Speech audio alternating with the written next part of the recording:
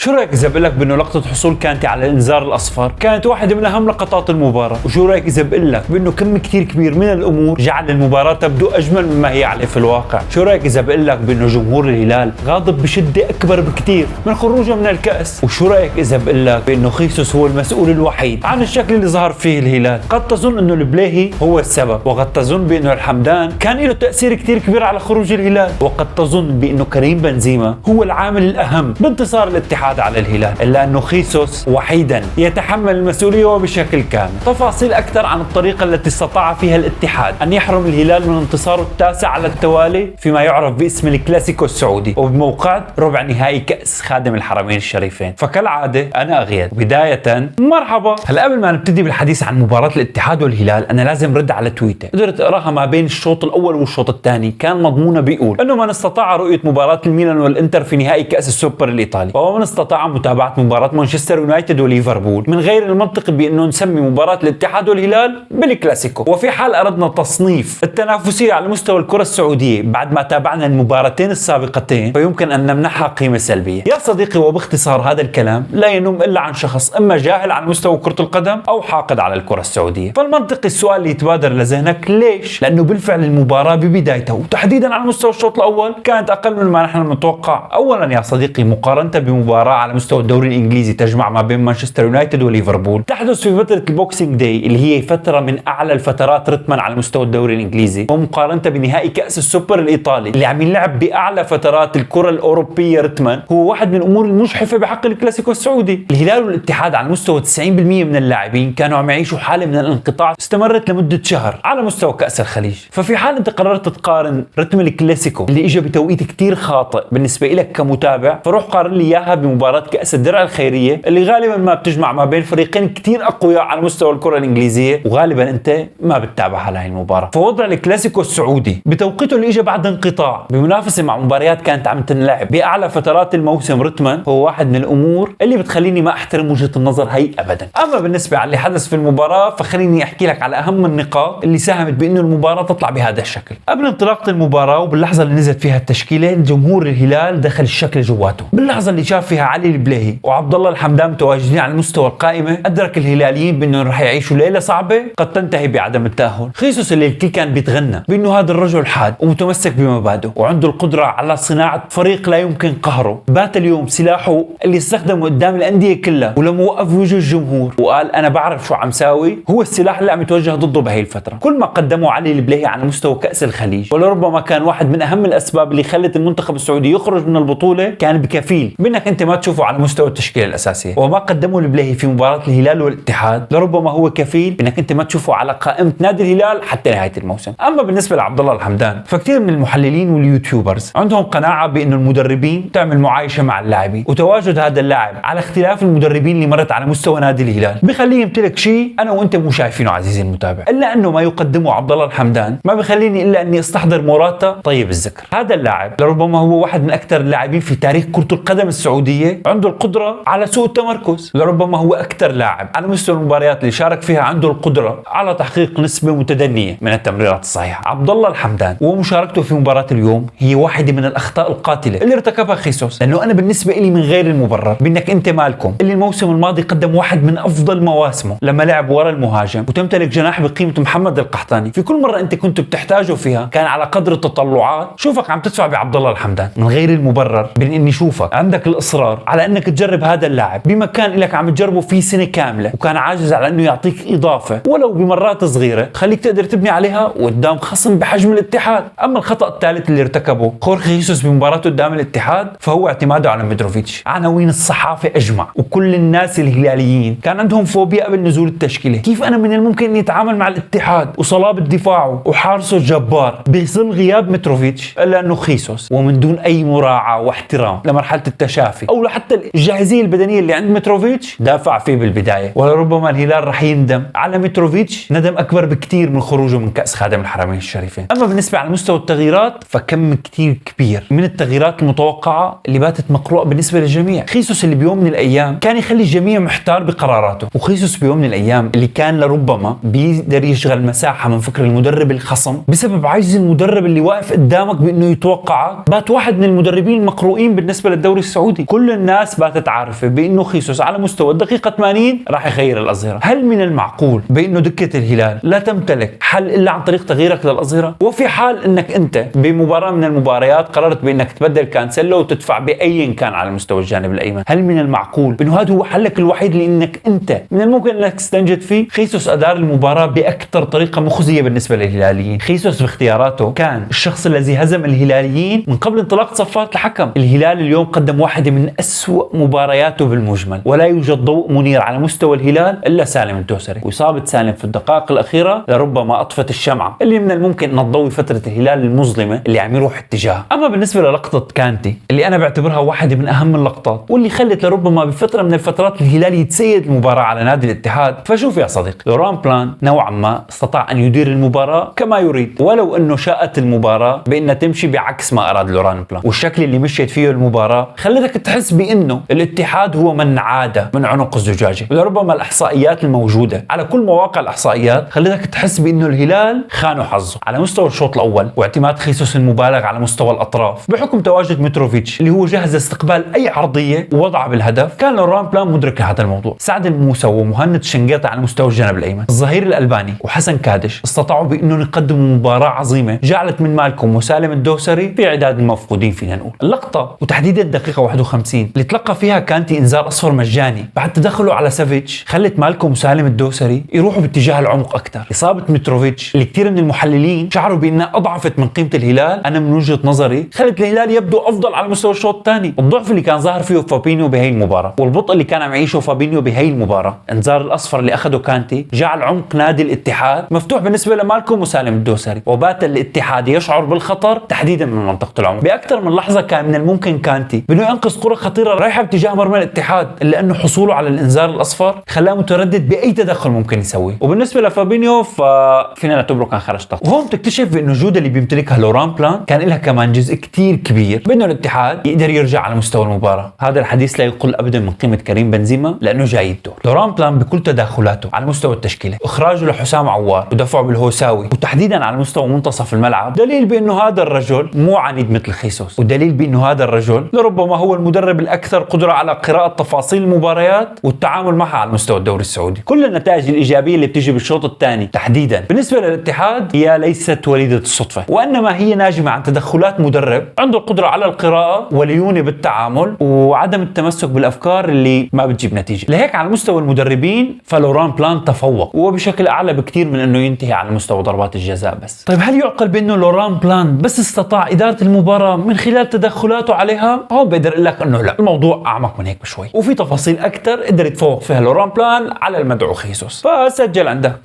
الشغلة الثانية اللي قدر فيها يتفوق الاتحاد على الهلال هي موضوع الثقة. بعيدا عن قدرة الاتحاد وثقته العالية بتسجيله للهدف الأول بالتدرج اللي انت نادرا ما تشوفه لخصم عم يواجه الهلال، وبعيدا عن اللقطة اللي قدر يقدم فيها سعد موسى حركة استعراضية ما بين 3 لاعبين من الهلال، كمية التدخلات اللي كان عم يدخلها لاعبين الاتحاد على الهلاليين هي ناجمة عن الثقة ومدعومة بالعامل البدني. ناجمة عن الثقة ومدعومة بالعامل البدني. شوف يا صاحبي، من الصعب انك انت تواجه فريق قدر يربح عليك 8 مباريات متتالية بموقعة خروج مغلوب وتقدر تقدم هذا الأداء اللي قدمته أنت اليوم. حتى لو خرج الاتحاد من هاي المباراة مهزوم بنتيجة 2-1، وحتى لو لم يسجل بنزيما هدفه الثاني، كان الحديث عن الثقة المفرطة اللي كانت موجودة عند الاتحاديين ما راح يتغير. الاتحاد استطاع بكل هدوء وبكل ركازة وبكل ثقة بأنه يتدرج بأغلب فترات المباراة بالكرة، وكل مرة كنا نشوف الاتحاد آخر حل من الممكن أنه يفكر فيه هو التشتيت. في كل مرة كنا عم نشوف لاعبين الهلال عم يتهاووا قدام لاعبين الاتحاد على مستوى الصراعات البدنية،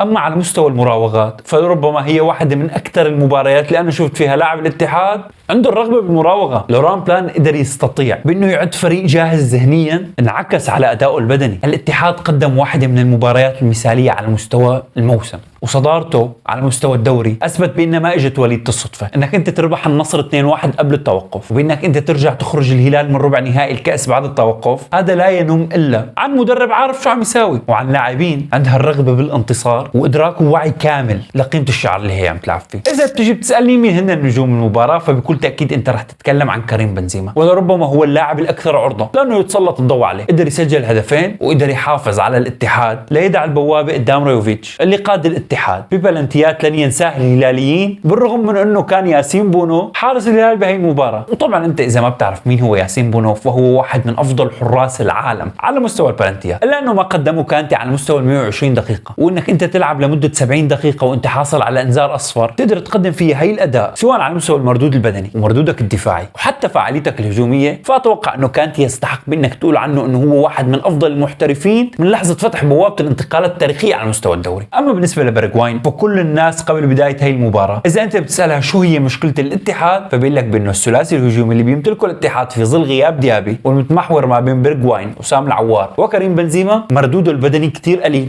وقدرته على الارتداد الدفاعي اضعف من ما نحن نتخيل، لانه برغواين اليوم لعب تارة على الجانب الايمن ولعب تارة على الجانب الايسر، استطاع ان يقدم واحده من اكثر المباريات تضحيه انا شفتها لبرغواين على مستوى الموسم. نيجي للاعب اللي من الممكن انك انت ما حسيت بوجوده لانه وجوده كان اكثر قيمه بكثير من مجرد لاعب خرج على مستوى الدقيقه 70، سعد الموسى، اللاعب اللي كان دكه البلاهي على مستوى المنتخب، لاعب اللي مدرب المنتخب السعودي لم يستطع ان يمنحه فرصه للمشاركه في ظل كل الانهيارات الدفاعيه اللي كان عم يعيشها المنتخب السعودي، استطاع اليوم انه يثبت بانه هو واحد من افضل اللاعبين من نهايه الموسم الماضي. سعد الموسى قدم واحده من افضل مبارياته كمان هذا الموسم اللي انا من وجهه نظري اثبتت بانه رينارد رفقه خيسوس واحد من اهم عيوبهم انهم مدربين مجاملين، والمجامله لن تصلح في تحقيق البطولات على مستوى كره القدم. لحد هون بكون قدرت انا احكي لك اهم شيء انا شفته على مستوى ال 120 دقيقه، ولحد هون انا بقدر اكون اعمل لك انه انا هي وجهه نظري عن الطريقه اللي استطاع فيها الاتحاد يقصي الهلال من البطوله اللي قدر يحققها مرتين على التوالي. اذا انت عندك راي مختلف فاذكره تحت بالكومنتات، وانت اذا عندك راي مشابه كمان اذكره تحت بالكومنتات. لا تنساني من اللايك والشير والسبسكرايب، وبشوفك بحلقه جديده من فوتبولستان.